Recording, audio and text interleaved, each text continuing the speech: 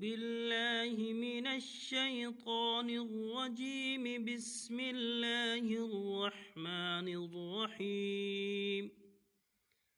آمن الرسول بما أنزل إليه من ربه والمؤمنون كل آمن بالله وملائكته وكتبه ورسله لا نفرق بين أحد من رسله وقالوا سمعنا وأطعنا غفرانك ربنا وإليك المصير.